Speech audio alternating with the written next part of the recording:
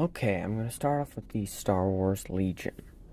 So, I painted the entire core set, well, most of it in the year 2023. I got a few Stormtroopers done from like December 28th and December 26th and stuff like that, but I'll count it as 2023 because I can't be sure. So, I got all the Stormtroopers. I have the Rebel Special Forces, the Rebel Fleet Troopers, the Rebel soldiers, the Inferno Squad from the Imperials, Darth Vader, um, Emperor Palpatine. I did the Snow Troopers from the Imperials. I really enjoyed painting these. They were super quick and fun to paint up.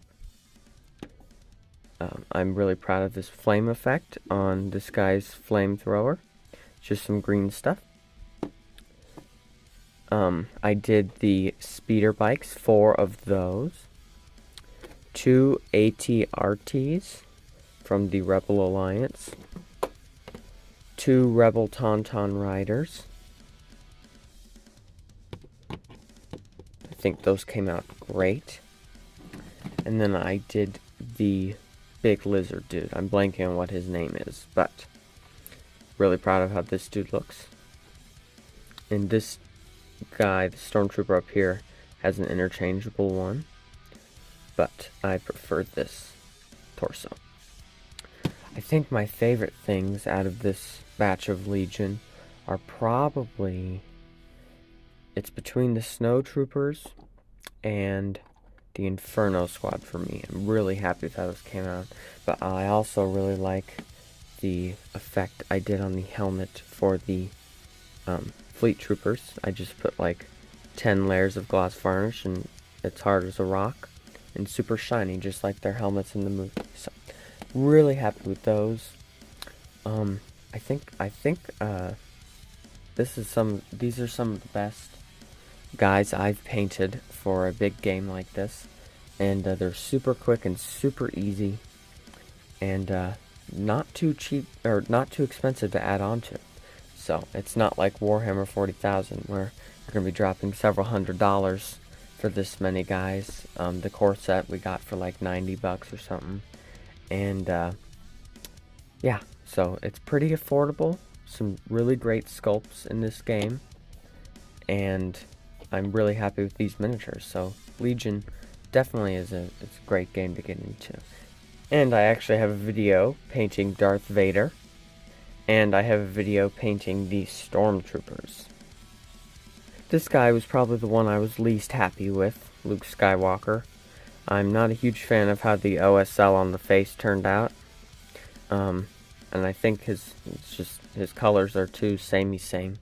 But well, I think from a distance it reads pretty well. So on the tabletop there, you won't really notice the little flaws in it. And then I also painted Princess Leia, who I'm very happy with. I think she turned out very nice. So that's all the Legion I painted. On to the other miniatures. Alright, here's all the non-Legion stuff. I've painted a lot of D&D paint kits from WizKids this year, from Paint Night at my friendly local game store. I did this Space Hamster. I think he looks pretty good for a quick little 2-hour hangout paint session. I did this, which was not at a paint night, but it was a paint kit. The WizKids Death Tyrant. I absolutely love this miniature. I think he looks amazing. Really happy with the texture on the skull there. I did a Nikoloth, which is not a kit, but it is a WizKids monster. I think I overdid it on the blood a little bit, and it could have used a gloss varnish. But I like the pile of heads on the base. Quick little contrast paint job, not bad. I did this at a paint night. This is an enlarged Durger. I think the purple skin really goes well with the cold steel and the white beard. really happy with the texture I got on the metal as well. I think this guy looks great. Then I also did an Oni at a paint night. He's got that typical WizKids bent plastic spear. But I think that blue skin really pops. I'm happy with that. And then I did, this is not a WizKids mini, but it is a D&D mini. I believe it's Reaper. Absolutely love how this model turned out. This is my character model when I play D&D. I did a non-metallic metal effect that I think turned out great. Yeah,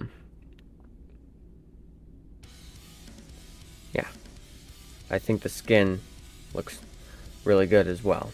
And then I also did another Reaper miniature. I'm not sure what this guy is called, but I did it in my Why I Love Pro Acrylic Paints video, which you can check out on my channel page. I love the mix of colors I did on here and the texture I was able to get on the shell and the spear. That guy looks great. Then I did this is a creature caster miniature, Biomancer of Ruin. Got him at my local gaming convention. I think he looks great. I'm really happy with the OSL effect I did with my airbrush.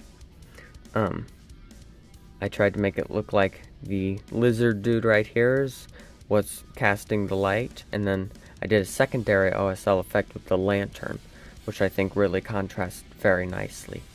I really like the sculpted base. Creature Caster never ceases to amaze me with their miniatures. They're so detailed and really, really fun to paint. Now, onto my Warcry bands. Oh, actually, I have more D&D minis. Here we go.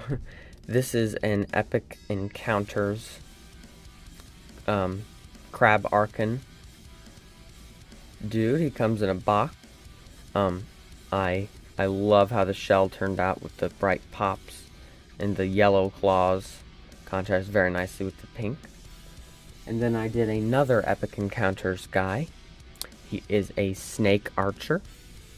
I used little ball bearings from empty army painter bottles, and I spray painted them white and then speckled some blue on them, and I think it really sells the effect very well of eggs. The purple base looks amazing up against the blue of the cloak and the green of the skin. I think this guy turned out really nice. Now onto my Warcry warbands. I painted this very early in 2022, the Cypher Lords. I think it's 8 dudes. Yep, 8 dudes. I think these guys look awesome. The bases are some of the best bases I've ever done. I did some lichen and painted some grass tufts, and then did some different color rocks, and I think it turned out great. It contrasts very nicely up against the turquoise of their clothes. So yeah. Now, I have my other Warcry warband. These are the Iron Golem. I think these turned out even better than the Cypher Lords. I'm really happy with how they look. Once again, I'm really proud of the bases. And I think just the purple skin and that brass on their armor just looks so good together. And then the Aldari Emerald contrast paint for the wrappings on the weapons, man, it looks so good together. And then the little pops of gold. These are great miniatures too, awesome sculpts. And they're a beast of a warband in Warcry. I've won several games with them. I did this Stormcast Eternal Stormstrike Chariot, which I unfortunately cannot play in Warcry. This is a big game AOS miniature, but I still think it looks great. These huge Gryph-hounds. I tried to make everything contrast, and I did my unusual Stormcast color scheme that I haven't done on any other Stormcast models, but the green and the turquoise, I think, goes really well, and it's a color scheme that I don't see very often. But I think this miniature turned out great. One of my favorites, Rakdos, Lord of Riots. I believe he is a Magic the Gathering miniature. I just absolutely love this miniature. It's a WizKids model, and it's one of their better models that I've painted. And on the base, you can see I did some flames. These are actually the bottom of some Nighthaunt Banshees. This is the bottom of their cloak that I just clipped off because I didn't have any use for them.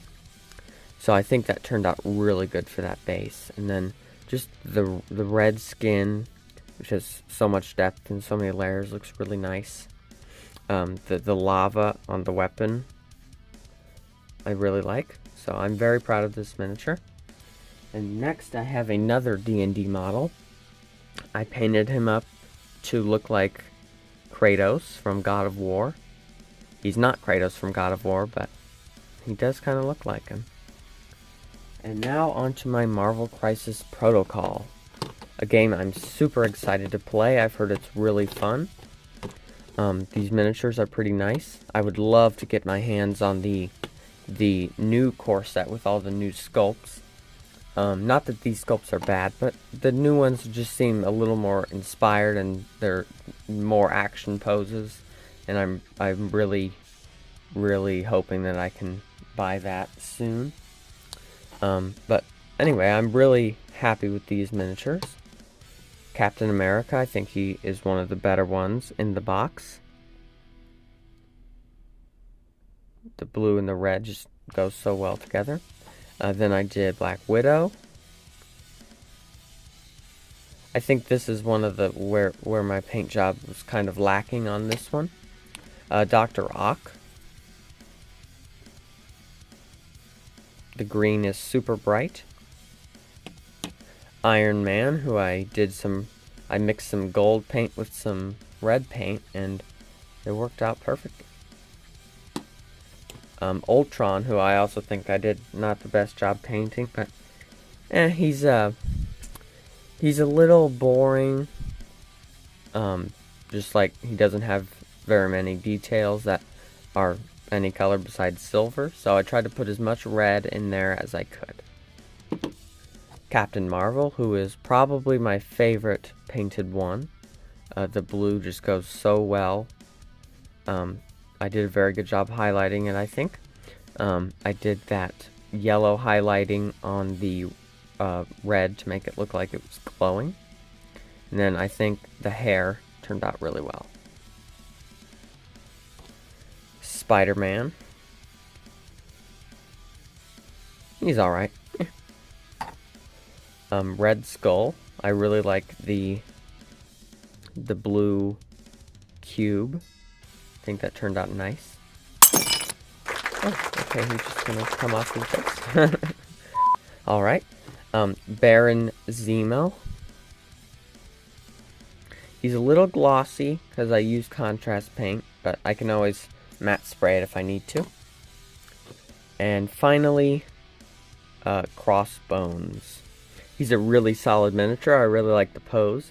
And to give it some pop, I did the brass knuckles in gold. So I guess they're gold knuckles, but the mask really pops. So this is probably behind Captain Marvel and Captain America. This is probably my favorite one. So that's all the Crisis Protocol. This next one is a pretty cool one. This is a Gundam.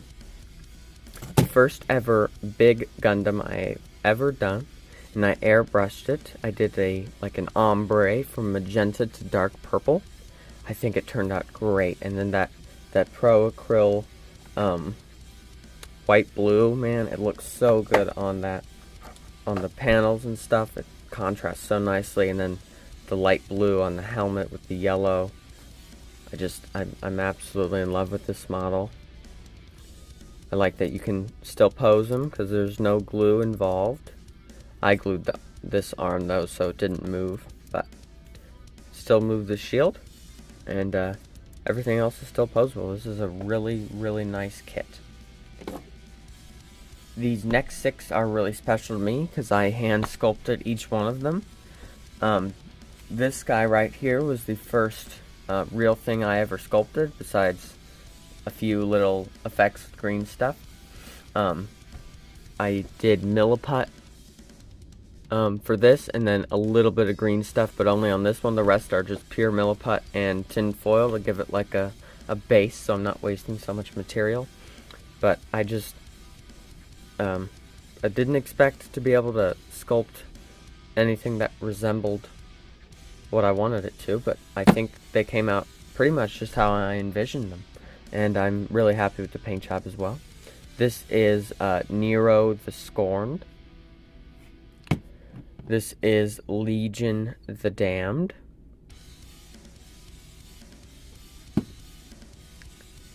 This is Orius the Cursed.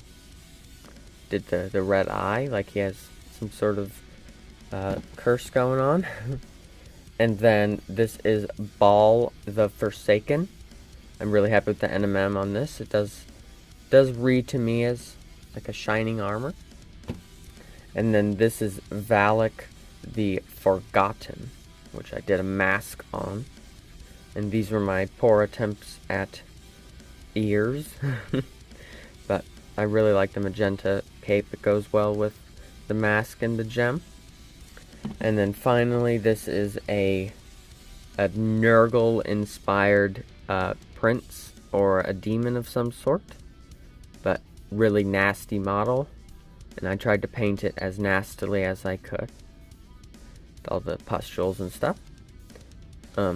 I think this is one of my stronger sculpts, and besides that, I think the first one I did is probably my best sculpted one.